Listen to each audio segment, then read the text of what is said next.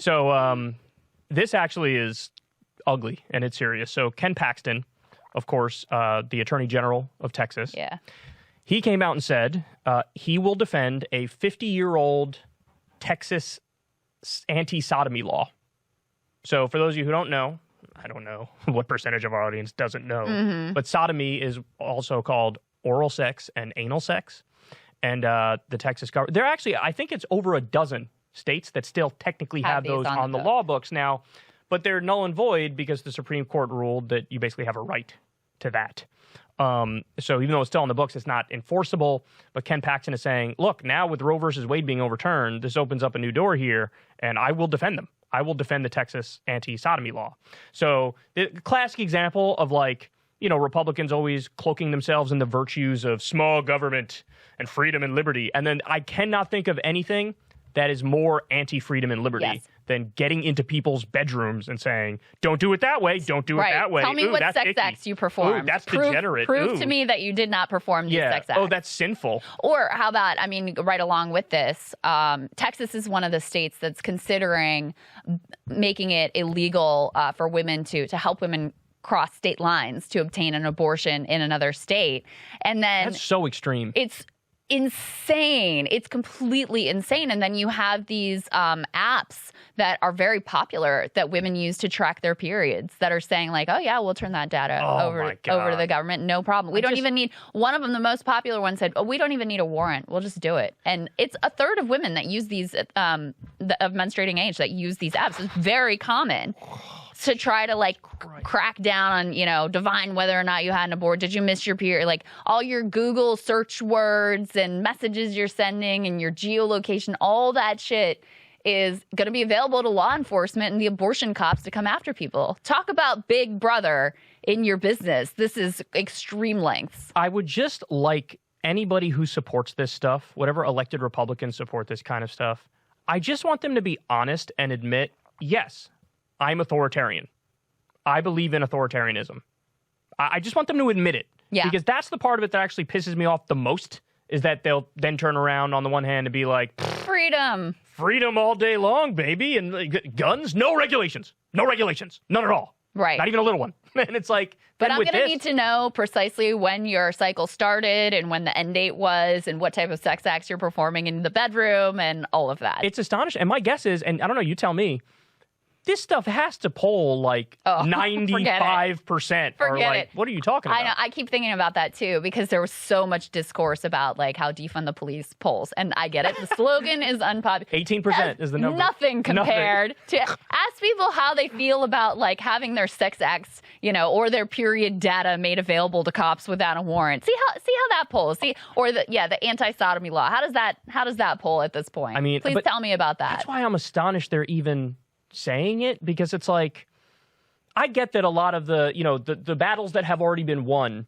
I get the sense that to a certain extent they just sort of lay latent, but there are ghouls there who still want to roll back the clock. Yeah. But honestly, when it comes to something like fucking sodomy and the right to contraception, I naively thought we gotta get by, we gotta be past this. We gotta be done. We gotta be past this. But we're not. That's wild. So they're wild. Just the religious right, the evangelical right, is just sort of waiting in the shadows.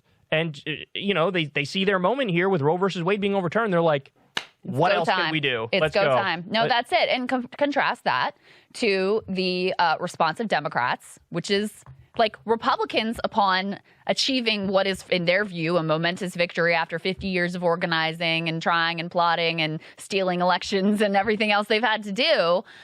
The very next day, there's, okay, what do we do now? How much further can we go? What are the next laws we can pass? Pushing governors to call special sessions, to put new abortion bans in place. In states, they're pushing DeSantis now to call a special session to move their 15-week abortion ban down to 6 weeks.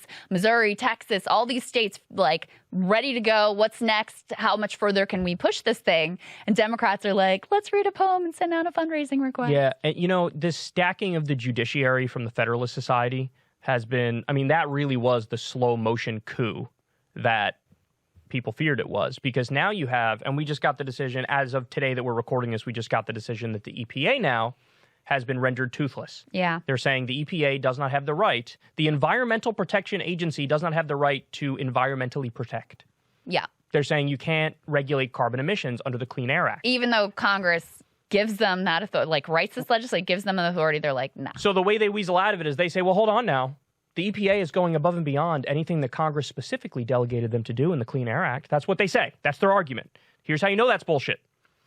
If Congress passed the Carbon Emissions Regulation Act, they would still say you're not doing it by the letter of the law enough, so what you're doing is unconstitutional. So what we are in, as I keep saying this, and shout out to Carl Bazier, who now is also reintroducing this into the national lexicon and the vernacular, and I want other people to start mentioning it too.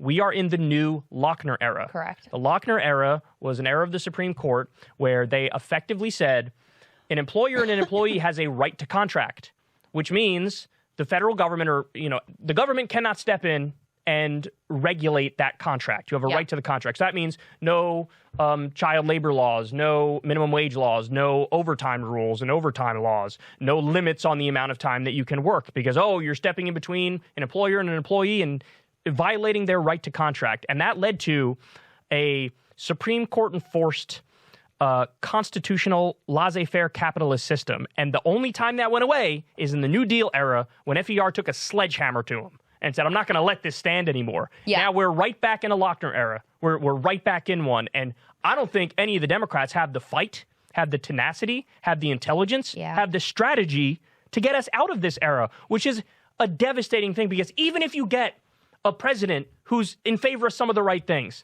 they try to pass a free college bill, try to pass a universal health care bill, you could run right into a brick wall with the Supreme Court because they're going to go through every single line of that bill and say, the way you interpreted this is wrong. The way you're trying to enforce this is wrong. Therefore, we got to throw the whole thing out. Well, and I want people to understand, too, that the Federalist Society, at least a lot of the big money backing that this was the real goal. So there was an alliance between the religious right and the libertarian corporate right to effectuate this outcome. So this destruction of the administrative state and inability of, government to govern, this is like their sort of like Roe versus Wade victory. And ultimately maybe, even though Roe is, extraordinarily visceral and obviously also very consequential, this may ultimately be even more consequential left unchecked because this really touches every part of government, any program that you want to pass. And I have here one of the quotes from FDR when he decided to go forward with, and he didn't even have to pack the court. He just had to threaten it and they credibly. Backed off. Right. And they were like, all right, They said the Social Security Act was unconstitutional. And FDR said, my ass, you're saying that. If you do say that, I'm going to pack this court and get my way anyway. So you better back off. And they backed off. And what he said to the American public was, in effect, 4 justices ruled that the right under a private contract to exact a pound of flesh was more sacred than the main objectives of the Constitution to establish an enduring nation. The court has been acting not as a judicial body, but as a policy-making body. We have therefore reached the point as a nation where we must take action to save the Constitution from the court and the court from itself. The 2 times in history where we've had president really check the power of the Supreme Court 2 best presidents we've ever had. FDR and Lincoln. Abraham Lincoln. Not an accident that both times after the president took that step of, in Lincoln's case, he packed the court. He actually did. He reorganized the judiciary and then just flat out ignored what the Supreme Court did. Right. And that enables emancipation. That enables Reconstruction. And in fact, so this is a great, democratic expansion, small d democratic expansion.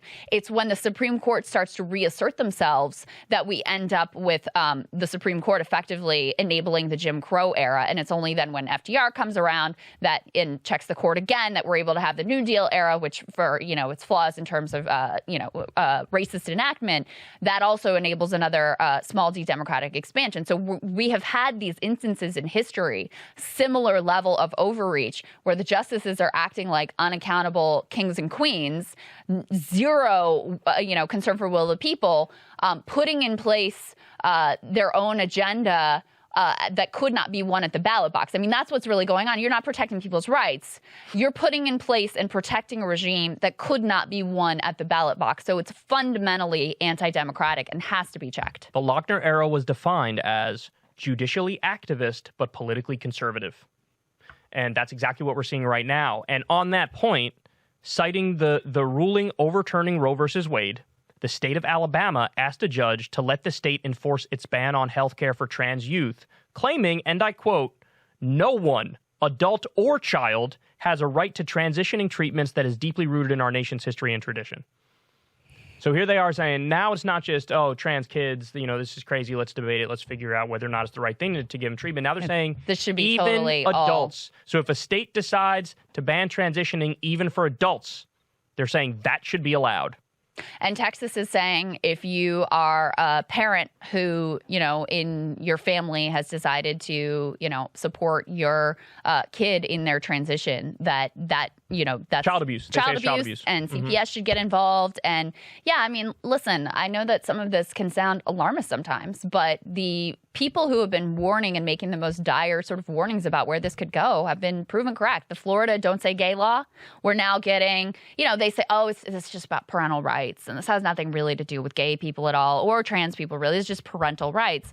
Well, we're now getting a window into how this is being implemented at the school level. And it has everything to do with the exact levels of bigotry and authoritarian instincts and oppression that we warned about. People are literally being banned from wearing rainbow articles of clothing. So lanyards. How it's being implemented, just so everybody understands, how it's being implemented is what Krystal is describing. Even though the original law had all these provisions in it. They stripped them out and watered it down to make it less toxic. Then they passed it. But the way it's being interpreted and implemented, because these school districts don't want to get in trouble, is in the more harsh version. Right. So no rainbow colors. You can't put if you're gay married, you can't put a picture of your spouse on your desk. You have to report to parents if a student comes out to you, and you must use pronouns assigned at birth regardless of what the parents allow. So even this idea is parental rights. Well, if you're a parent and you say, no, this, my child, though assigned female at birth, we are, is identifying as transgender, we are using he, him pronouns. Don't care what you're doing in your household. So Teachers it's funny they say mandated parental rights because that's the opposite of parental rights. Literal opposite of parental rights. We disagree. Yeah. And you can't, as you said, they're saying don't even, if you're a same-sex family, don't put the picture on your desk. And again, the rebuttal from the right and from DeSantis and spokespeople and whatever was this has nothing to do with gay people.